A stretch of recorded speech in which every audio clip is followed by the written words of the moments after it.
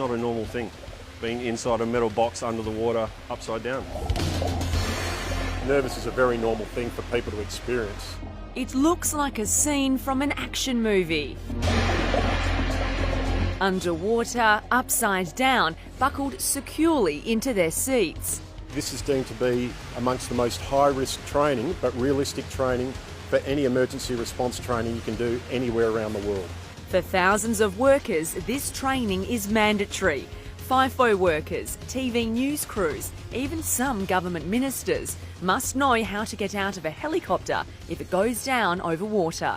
What these people have to go through just to be able to go and work offshore is this is the sort of training that they have to do. Mike Gillespie heads IFAP's Offshore Survival Training Centre here in Fremantle.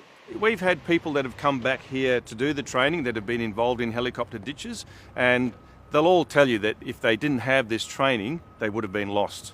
Without it, inside the world-class facility is this state-of-the-art simulator, a replica of the aircraft used in WA's oil and gas industry. probably the best helicopter simulator for this sort of training that you can get in the world. It's a purpose-built helicopter simulator that was designed many years ago in Canada. With classroom work complete, students await their final exam, their practical helicopter underwater escape training.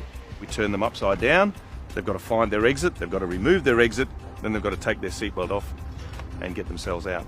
It's time to take the plunge and put into practice everything they've learnt in the classroom with instructor Dan Nucky. We'll get people to brace, I'll give them an introduction on what we're expecting for each ditch and hopefully they carry it out. The first test will be the easiest. As the water rises up, students take a breath and then exit through their nearest open window or door. They think they have to be a Houdini, where the actual process is quite simple. The next scenario, the windows and doors are sealed shut, adding an extra element to the already daunting task. So it's really a lottery as to see who copes with it and who doesn't. The average time submerged underwater is 15 seconds. Trainer Matt Sambrelo says it's knowing when to take your last breath. There are people that take a breath and just before they go underneath they feel compelled to take another breath. We see that in advance and we think, oh dear, but it's too late, you're under. As the afternoon goes on, the drills become more ambitious and it's time to turn the students upside down. It's not a thing that we're used to doing as human beings, being flipped around in an enclosed capsule upside down in the water. Completely different, and you get a bit of water up your nose if you're not careful. So. Yeah, it completely changes everything because you float towards essentially what is the bottom of the helicopter rather than the top, so you've really got to understand how you're getting out of there. In the event of an emergency landing, you won't get to choose the time of day, so if being flipped and dipped isn't enough, there's these.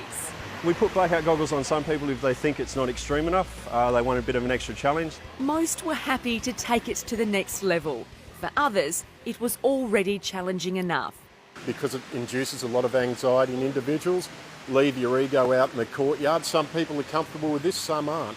Matt has seen some of the most confident swimmers still panic and says completing this kind of training is a feat in itself. There is a certain sense of euphoria when they walk out that door to go to the showers for some people. Today, it's all smiles for these soggy certificate holders. For some, it was overcoming fears. For others, it's knowing they won't need to return for another 4 years. Either way, they're now equipped with the skills they hopefully never have to put into action. They still get worked up a bit when they're coming back again because they can remember it from the first time. They didn't enjoy it the first time and they're not looking forward to coming back and doing it again.